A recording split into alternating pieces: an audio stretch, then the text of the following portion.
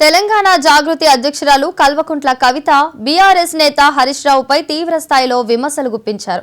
సూర్యాపేటలో ఆదివారం ఏర్పాటు చేసిన మీడియా సమావేశంలో ఆమె మాట్లాడుతూ అసెంబ్లీ బహిష్కరణ నిర్ణయంపై హరీష్ రావును లక్ష్యంగా చేసుకున్నారు. వ్యక్తిగతంగా హరీష్ రావును ఒక మాట అన్నందుకే అసెంబ్లీ సమావేశాలను బహిష్కరిస్తారా అని కవిత ప్రశ్నించారు. బీఆర్ఎస్ లో హరీష్ ఓ గ్రూప్ ను తయారు చేస్తున్నారన్నారు కవిత. బయట సభలు పెడుతూ చట్టసభల్లో మాట్లాడే అవకాశాన్ని వదులుకోవడం సరైంది కాదని ఆమె వ్యాఖ్యానించారు. హరీష్ ధనదాహం కోసమే జూరాల నుంచి శ్రీశైలానికి ప్రాజెక్టును మార్చారని, ఆయన నిర్ణయాలతో సాగునీటి ప్రాజెక్టులకు తీవ్ర నష్టం జరిగిందని ఆరోపించారు.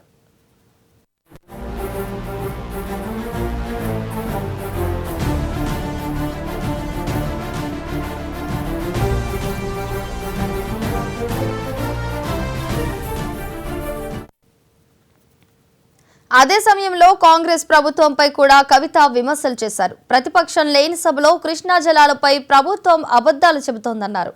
గత ప్రభుత్వాన్ని నిందించడంపై ఉన్న శ్రద్ధ కృష్ణా నీటి వాటాలపై చర్చ జరపడంలో లేదని విమర్శించారు. తెలంగాణకు చిత్తశుద్ధి ఉంటే కర్ణాటక చేపడుతున్న అప్పర్ భద్రా ప్రాజెక్టుకు జాతీయ హోదాను రద్దు చేయాలని, ఆల్మట్టి డ్యాం ఎత్తు తగ్గించాలని అసెంబ్లీలో తీర్మానం చేయాలని కవిత డిమాండ్ చేశారు. రెండు రాష్ట్రాల్లో కాంగ్రెస్ ప్రభుత్వాలే ఉన్నా నీటి సమస్యను ఎందుకు పరిష్కరించడం లేదని ఆమె ప్రశ్నించారు.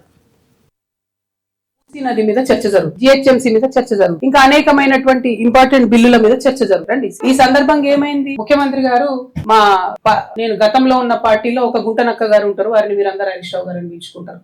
ఆయనను చూసి నేనేదో మాట అన్నాడు, అనగానే నన్ను అంటవా నువ్వు అని చెప్పి అసెంబ్లీ మొత్తం వాయిదా వేసి ఒక్క మాట వ్యక్తిగతంగా ముఖ్యమంత్రి ఏదో అని నిన్నంటే మొత్తం అసలు ప్రతిపక్షమే లేకుండా, ప్రతిపక్షం అంటే ఏంది, ప్రజల గొంతుక. ప్రతిపక్షం అంటే ఏంది, అన్యాయం ఎట్లా జరుగుతుంది ప్రశ్నించేటటువంటి ఒక వాయిసే ప్రతిపక్షం. It is not a party, it is a big responsibility. దాన్ని వదిలేసి మొత్తం సభ 5 రోజులు ఎట్లా మీరు బాయ్కాట్ చేసిపోతారు?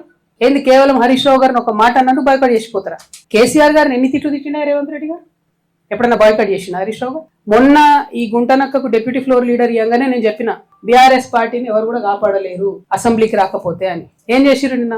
పోనీ జనరల్ గా నేను కూడా పార్లమెంట్ లో పనిచేసిన, నేను కూడా ఎమ్మెల్సీగా పనిచేసిన. ఒక ఏదన్నా అంశం మీద మనకు అభ్యంతరం ఉంటే, అప్పుడు చర్చ ఒక అంశం మీద జరుగుతుంటే ఆ అంశం మీద వాకౌట్ చేయొచ్చు.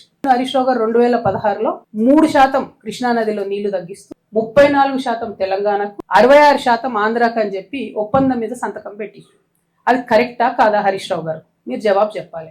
నా విఘ్నతకే వదిలేస్తున్నావు అంటే మాత్రం తెలంగాణ ప్రజలు కూడా వారి విఘ్నతను ప్రదర్శిస్తారు. అట్లా కాదు, ఇది కరెక్టా కాదా, ఇది ప్రజెంటేషన్లో మీరు ఆన్సర్ చెప్పి ప్రజెంటేషన్ ఇచ్చుకోండి. రెండవది, అసలు జూరాల సోర్స్ పాయింట్ తీసి మీరు శ్రీశైలంకి ఎందుకు మార్చడానికి కలిగినటువంటి సాంకేతిక కారణం ఏంది? ఆనాడు కేసీఆర్ గారు కూడా ప్రజెంటేషన్ ఇచ్చినప్పుడు పాకాల జూరాల ఒక లింక్ పెడతామని ఇంకోటి చాలా చెప్పారు. అవన్నీ జరగలే. 100 అనుకుంటాం, 100 కావు. పాలిటిక్స్లో అయినా ప్రభుత్వంలో అయినా ఇంట్లో అయినా, అది మాకు కూడా తెలుసు. కానీ అల్టిమేట్గా ఇప్పుడు జరిగింది ఏంది, జూరాల నుండి శ్రీశైలంకి సోర్స్ పాయింట్ మారింది. ఎందుకోసం మారింది? నేను అలిగేషన్ చేస్తా ఉన్నా, కేవలం హరీష్ రావు గారి ధనదాహం కోసం మారింది. తెలంగాణ జాగృతి అధ్యక్షురాలు కల్వకుంట్ల కవిత బీఆర్ఎస్ నేత హరీష్ రావుపై తీవ్ర స్థాయిలో విమర్శలు గుప్పించారు.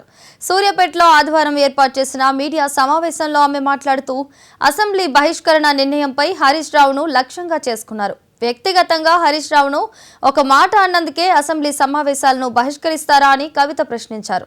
బీఆర్ఎస్ లో హరీష్ ఓ గ్రూపును తయారు చేస్తున్నారన్నారు కవిత. బయట సభలు పెడుతూ చట్టసభల్లో మాట్లాడే అవకాశాన్ని వదులుకోవడం సరైంది కాదని ఆమె వ్యాఖ్యానించారు. హరీష్ ధనదాహం కోసమే జూరాల నుంచి శ్రీశైలానికి ప్రాజెక్టును మార్చారని, ఆయన నిర్ణయాలతో సాగునీటి ప్రాజెక్టులకు తీవ్ర నష్టం జరిగిందని ఆరోపించారు.